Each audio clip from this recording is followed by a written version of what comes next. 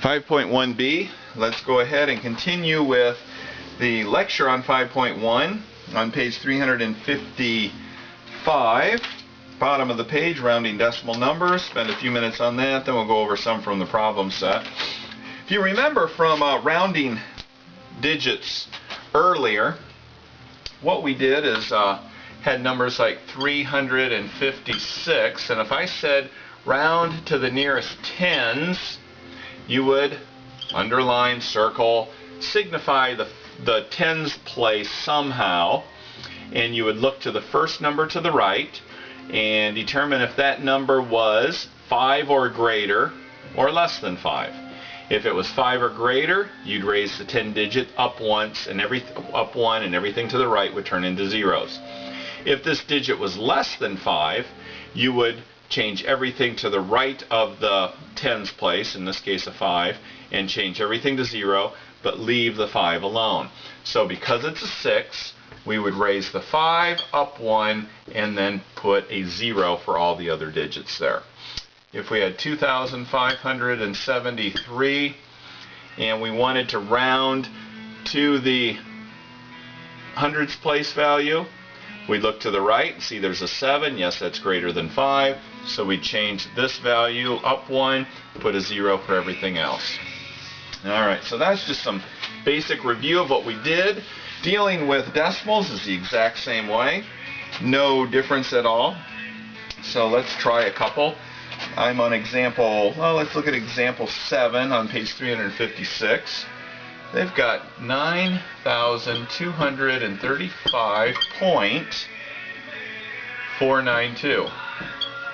And they want to round to the nearest hundred. Okay, so here's the hundreds position. Not hundredths with a TH. That would be the 9. But hundreds, the regular old 100, so it would be the 2. So we look to the number just to the right of the 2. It's less than 3. So this 2 does not change, but everything else turns into 0. Now notice 0.000. Not necessary to show that. If there's no number other than 0 to the right of the decimal, you do not have to show this, and that 9,200 would be rounded to the nearest hundreds position there. Alright, so let's look at one that rounds to a decimal. 0.00346. And it's asking us to round to the nearest 10 thousandths with a TH. 10,000. So there's 10, 100,000, 10,000. And we're supposed to round to the nearest 10,000. So we look to the right. Same rules. Doesn't matter what side of the decimal sign you're at. Same rule. First number to the right. Is that number 5 or greater? Yes, it is. So we raise the 4 to a 5. And the 6 changes to a 0, or in this case, anything to the right. If they're zeros, you don't have to put them on if they're to the right of the decimal. Alright, so that's basically it for that. Let's look at problem set 5.1 on page number 357. 1 through 8 is just asking you to write out the name of each number in words. So for example, if you look at number 4, it's the number 15. And that 15 is in the 10, 100,000, 10,000ths position. So you would write it as 15 10,000ths. Or if you wanted to write it as a fraction, markers are dying, 15 over 10,000.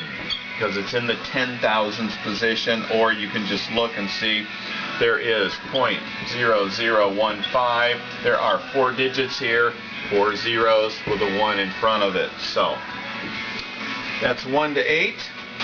On 9 to 16, write each number as a fraction or a mixed number. Mixed number meaning we've got a whole number and a fraction. So if you look at number 11, 9.009 as a mixed number, because there's a number to the left of the decimal, it will be a mixed number. 9 and 9 over 1, 2, 3. 1,000. And that's all they're asking to do for that. Number 17 to 26, give the place value of the 5 in each of the following numbers. So if you look at one like number, no, let's look at 18. 327.458. What they're asking for is, what place value is that 5? And in this case, tenths, TH, hundredths. So it would be in the hundredths place value. Now I write that as 1/100ths, but it's actually HUNDREDTH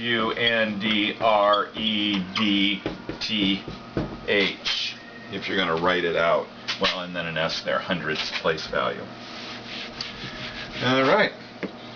If you look at 27 to 36, write each of the following as a decimal. So they give it to you in writing, and they want you to write out the decimal. So 28, 235 10,000ths. So we're going to write the number 235,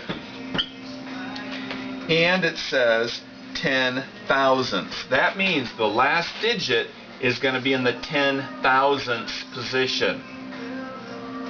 Well, if we put the decimal here, 10, 100,000, that means the 5's in the thousands position, not the 10,000ths. So if I put the decimal here, put an extra 0 there, now the 0 is in the tens, hundreds, thousands, 10,000. So now it's written correctly because the last digit is in the 10,000ths position. If you look at number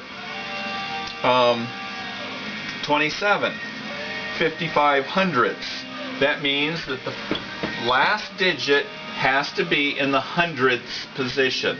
So tens, hundreds. So there it's in the correct position. Okay? So that takes us up to 37 to 42. Asking you some questions there about different numbers. Write in the order of smallest to the largest. Write the following numbers in order from smallest to largest for 40. Looks like that's what they've got. Which of the following numbers will round to 7.5? Number 41. So those you can go ahead and do on your own.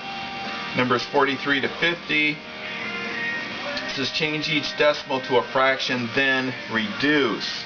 Ouch, the reduce thing makes it a little bit harder. Let's look at 46 real quick.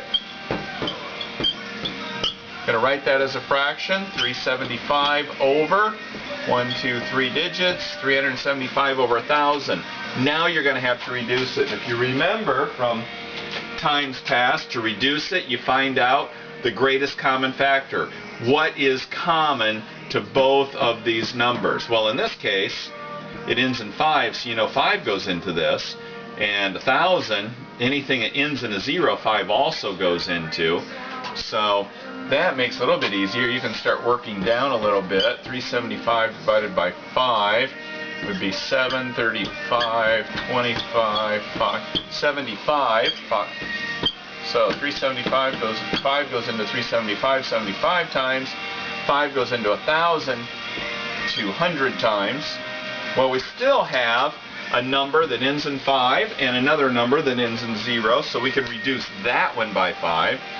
So 75 divided by 5 is 15. So this top number would be 15.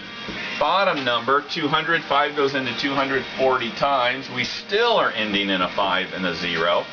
So 5 goes into 15 3 times. 5 goes into 40 8 times. That is as small as you can go.